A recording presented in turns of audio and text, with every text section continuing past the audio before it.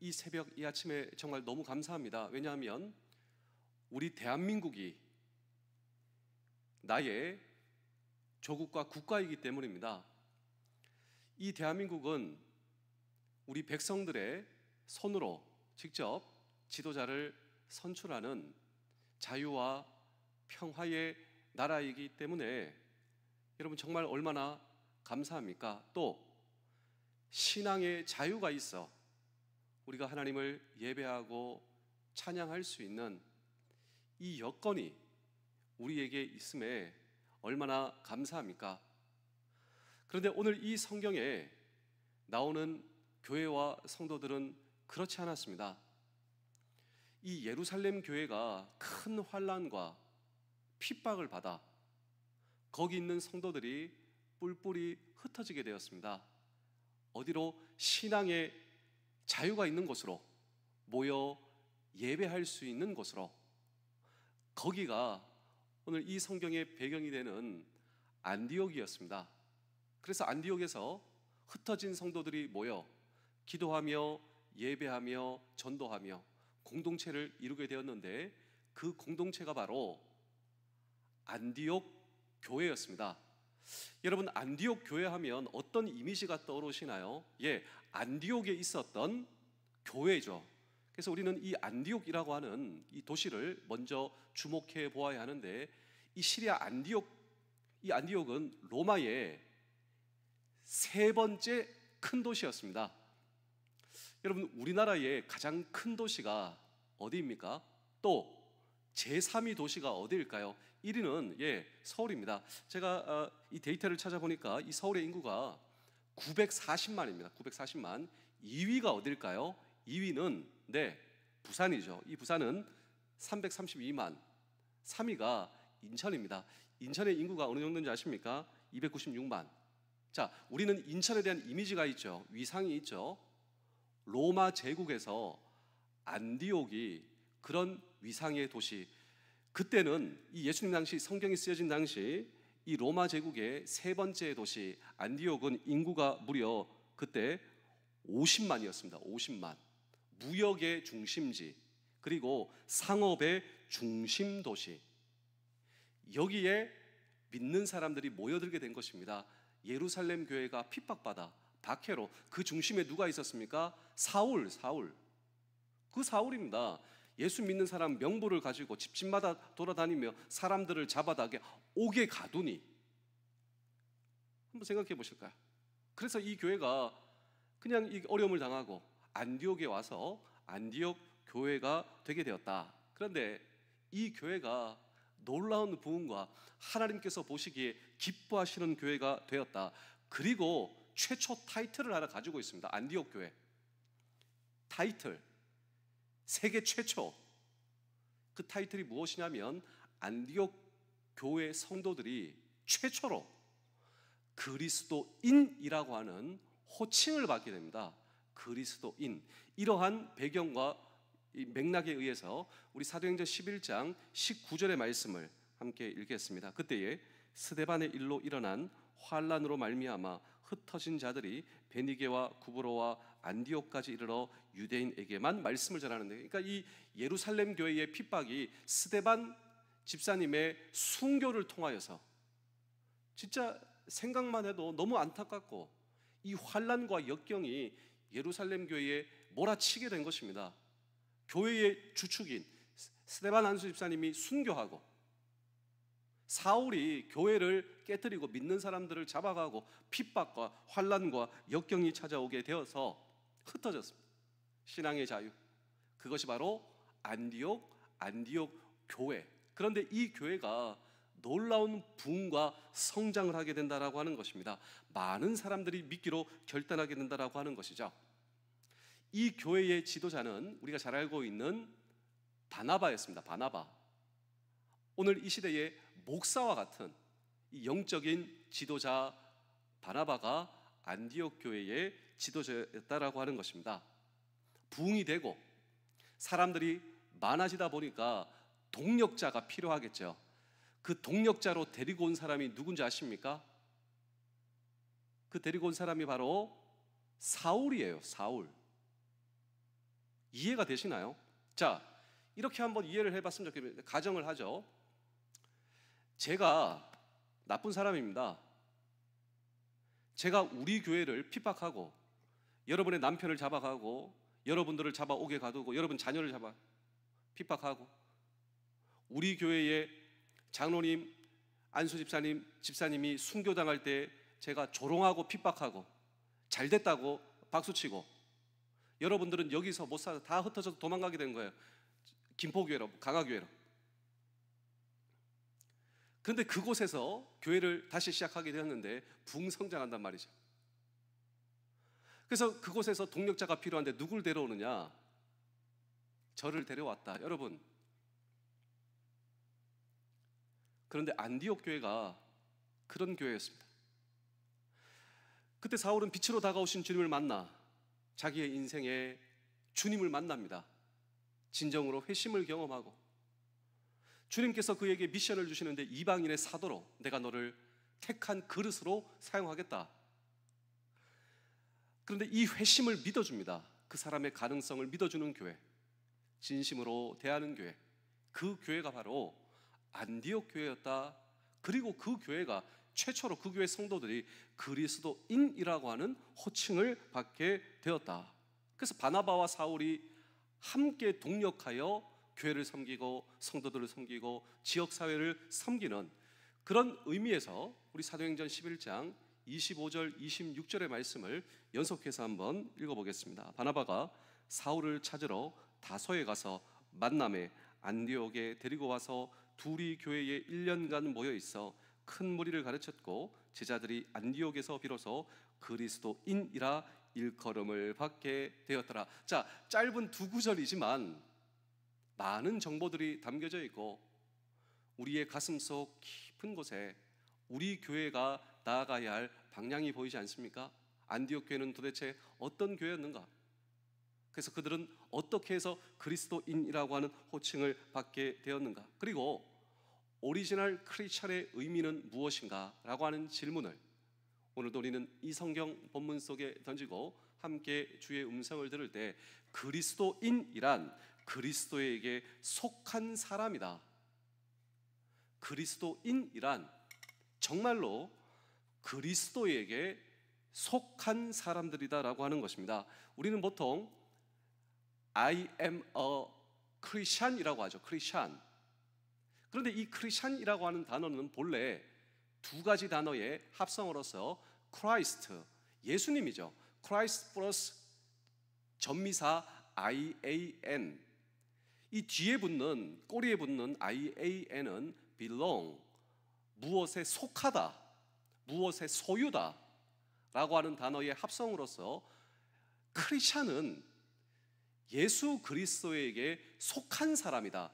그래서 나는 크리스찬입니다. 그리스도인입니다. 라고 하는 말은 나는 그리스도에게 속한 사람이다 라고 하는 의미를 가지고 있습니다. 중요한 것은 무엇인지 아십니까? 원래 안디옥 교회에서 그리스도인이라고 하는 호칭을 처음 받게 되었는데 이것은 자기가 자기에게 나는 크리스찬입니다. 이 용례가 아니었습니다. 그러니까 믿지 않는 사람들, 불신자들이 예수님의 속한 사람, 저 사람을 가리켜 그리스도인이다. 쉽게 표현하자면요, 우리가 옛날 이 나라에서는 저 예수쟁이다, 일종의 조롱하는 단어였죠.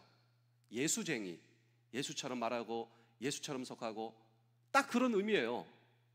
이 안디옥 시대에 이 안디옥 교회가 세워질 때 믿지 않는 불신자들이 저 사람은 그리스도에 속한 사람이다, 크리스찬이다. 제가 겪은 일은 아니고 저의 선배 목사님이 이런 일을 경험했습니다. 옛날에 군목이셨는데요, 군대에서 지휘관이 믿지 않는, 그리고 이 교회에 대해서 굉장히 이 비판적인 생각과 그리고 이런 네거티브한 이 교회와 이 크리스찬에 대한 생각을 가진 지휘관이 그 부대에 목사님이 온 것입니다. 그래서 목사님을 어떻게 부르냐면 이렇게 불렀대요. 야, 교회, 야, 교회, 너희 교회는 왜 그러냐? 너희 교회 사람들은 왜 그러냐? 예전에 아마도 어떤 상처와 오해가 있었던 것 같습니다. 그럼에도 불구하고 목사님은 지휘관을 잘 섬겼습니다.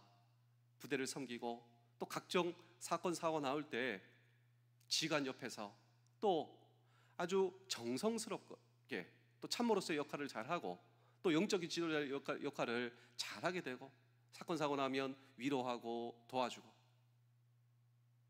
이 지휘관이 감동을 받은 거예요. 이 교회와 그리스도인들은 이런 사람들이구나.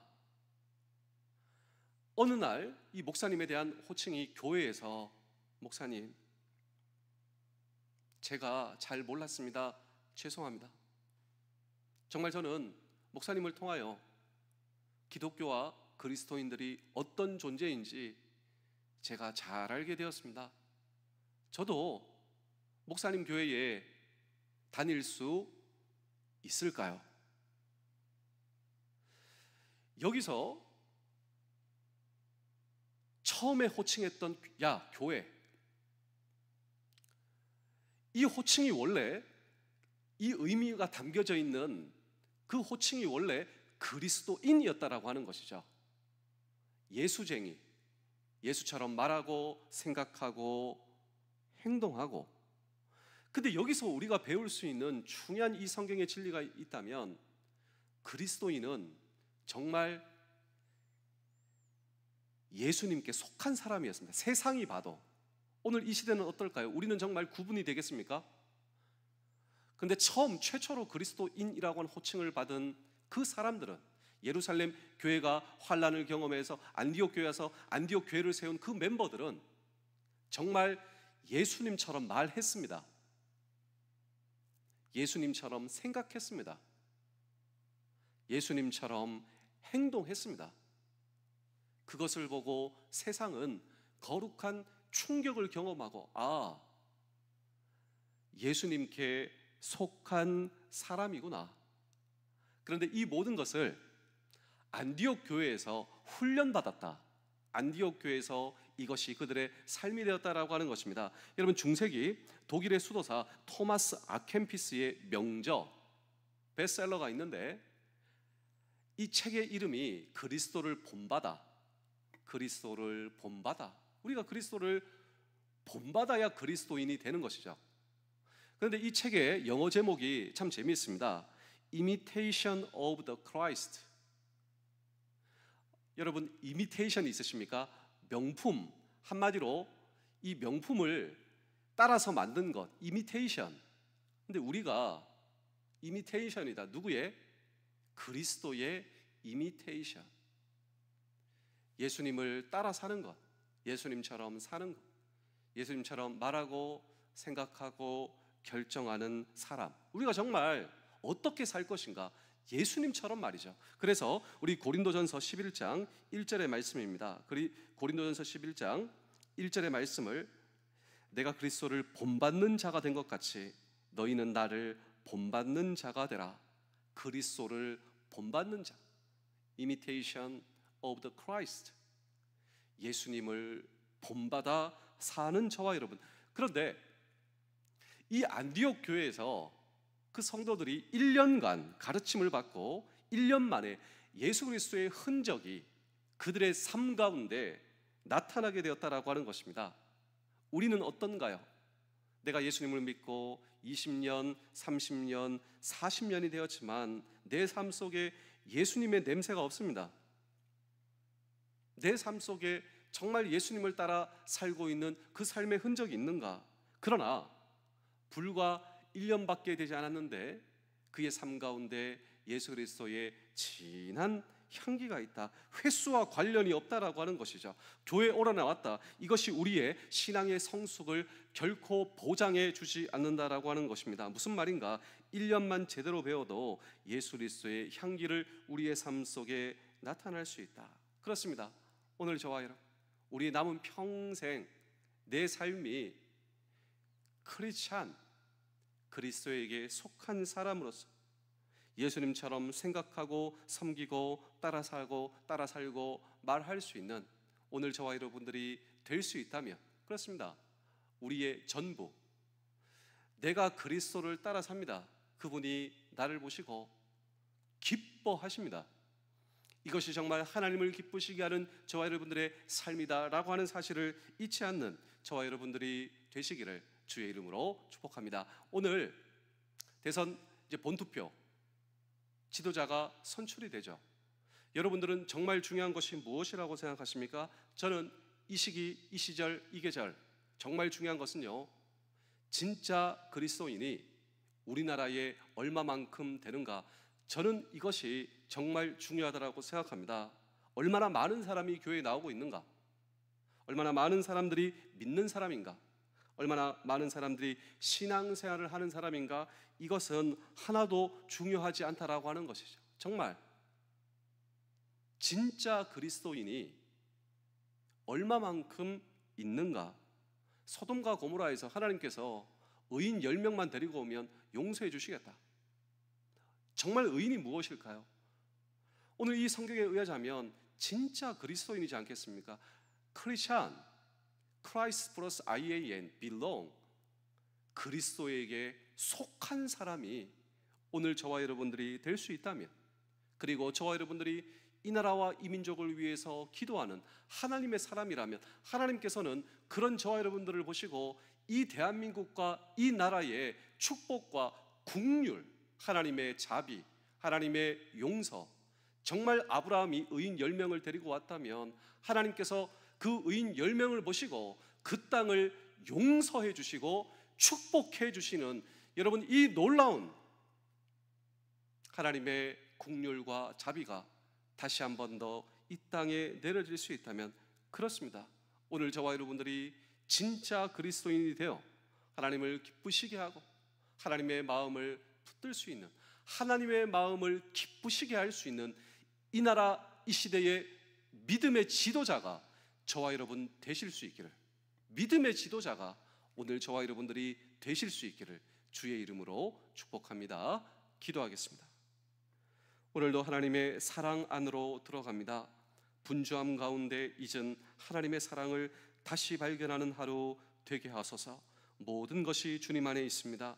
나의 문제와 걱정과 근심도 주님 안에 있습니다. 주님, 모든 것을 해결하시고 평안으로 나를 인도하여 주옵소서. 하루 종일 하나님을 묵상함으로 살겠습니다. 나의 영혼이 하나님을 바라며 안식을 누리기를 원합니다. 그 안식을 나누며 평안을 끼치는 자녀 되게 하옵소서. 나의 주인 되시는 예수 그리스도의 이름으로 기도하옵나이다. 아멘.